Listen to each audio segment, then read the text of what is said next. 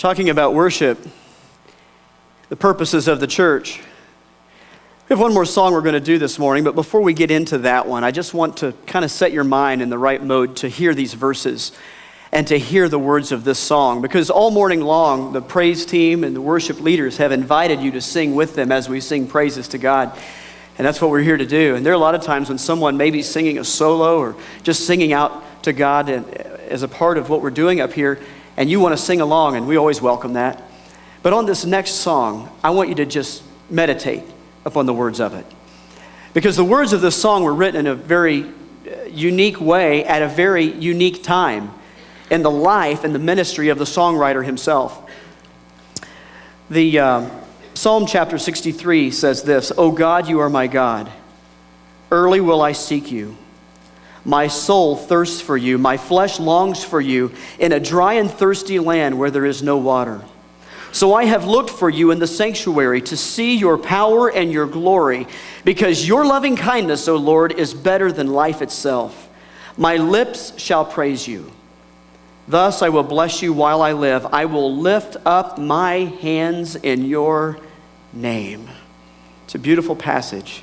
We're talking about worship, one of the three purposes of the local church, of this local church. The red door, challenging us to walk through the door of worship. Not just merely singing songs, not just simply humming the tune, or saying, oh, that's one of those songs I've heard on the radio. It's more than that. As a matter of fact, it's more than just saying, oh, I really like the way the guitar sets off that song, or the way that the bass comes in, or the way, it's more than that. As a matter of fact, it's more than just having good lyrics.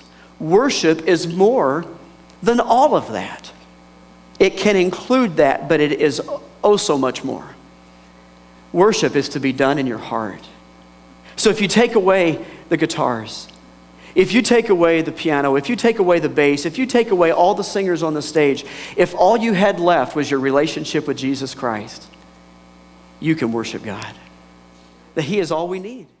I'll never forget the time that someone told me, Pastor, I don't feel like I can really worship God without a big wooden pulpit up there on the platform. And I've shared this in Discovery class. I've shared this story. This person really said this to me. A brand new pastor, still green. And someone said, I just don't feel like I can worship God unless there's a big wooden pulpit on the platform. And I said something I never dreamed would come out of me. I guess it came from the Lord. And I said, so are you telling me that you cannot worship God unless there's something on the stage? I said, ma'am, if you need anything other than Jesus to worship, whatever that thing is an idol. All we need is Jesus Christ. A relationship with God through Christ is all we need. And I'm telling you, there are times in life when you feel like He is all you have. And when He is all you feel like you have, that's when you learn that He really is all that you need. Sometimes God will allow for things in your life to be completely stripped away so that all you are sure of is Christ. And when you are in those moments, you realize He's all you need. Those moments hurt, those moments are painful, those moments are stretching your faith, testing your faith. But I'm telling you, it's in those times of life that you understand what the heart of worship is all about. And there's a man who's a worship leader in England. His name is Matt Redman. And for those of you who have been to Chris Tomlin concerts or Passion conferences, where Louis Giglio and Matt Redman and Chris Tomlin and many others put on these concerts and teaching times, it has penetrated the lives of thousands and thousands of people every time they do this. And we had the privilege of attending one of those recently. As a matter of fact, it's been a year ago now. Time has flown by so quickly. But in one of Matt Redman's books, he tells the story about a song that he wrote called The Heart of Worship. That may be a song that you're familiar with. It may be a song you've never heard of, but I want you to understand something. It is a powerful song, and understanding how it was written is even more powerful. I want to share it with you. Matt Redman writes, "We had always set aside lots of time in our meetings for worshiping God through music. But it began to dawn on us that we'd lost something. The fire that used to characterize our worship had somehow grown cold. In some ways, everything looked great. We had some wonderful musicians. and a good quality sound system. There were lots of new songs coming through also. And you need to understand that Matt Redman is one of what I consider in the natural, one of the greatest songwriters that we have ever seen, at least for this generation. And so he is writing music that their church is using to worship God. There were a lot of new songs coming through, but somehow we'd started to rely on these things a little too much. And those good things had become distractions. Where once people would enter in to worship, no matter what, we would now wait to see what the band was like first. How good are they going to sound today? Or whether we were going to sing the same songs we did 2 weeks ago, or what songs were chosen for the morning. Mike, who was the pastor, decided on a pretty drastic course of action. We would strip away everything for a season of time just to see where our hearts are. Now, that takes me back in my mind almost 4 years ago when this church experienced that. There were a lot of things that people thought they needed to worship God. And my philosophy has been, if there's anything that we need other than Jesus to worship God, it has got to go. But that isn't just true in the church, that's true in our lives. Is there something that's causing you to have an undivided heart in your worship with God? Is there something in your life that's causing you to be distracted in your worship with God? It has got to go.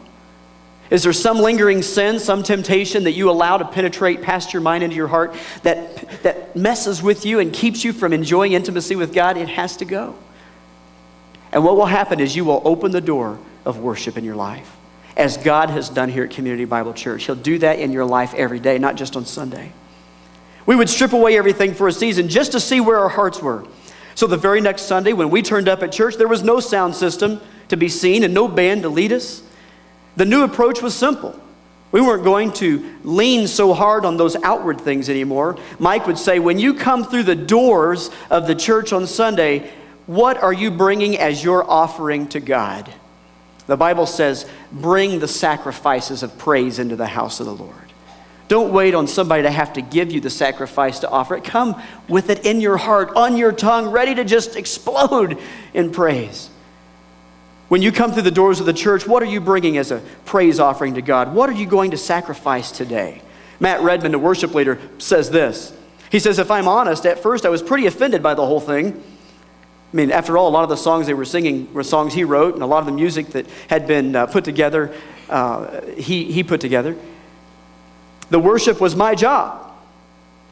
But as God softened my heart, I started to see the wisdom all over these actions. The first meeting, it was a bit awkward.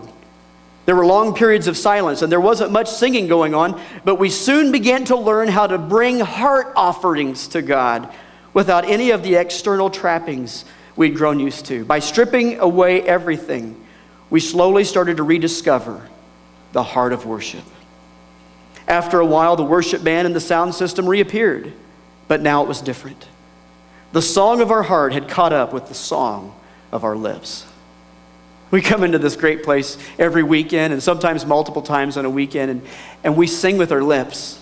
We offer up this noise that we say, make a joyful noise. We offer up this noise, but is it just that? The Bible says that if it isn't from your heart, it is noise to God. It isn't a joyful noise to Him. It is just like static on the radio that's driving you nuts. And to God, He says, I hate it. I despise it. If your singing isn't from your heart, if it's only from your lips, if it's only to be seen in the external, in the outward, in the natural, and it isn't from your heart, then it isn't worship.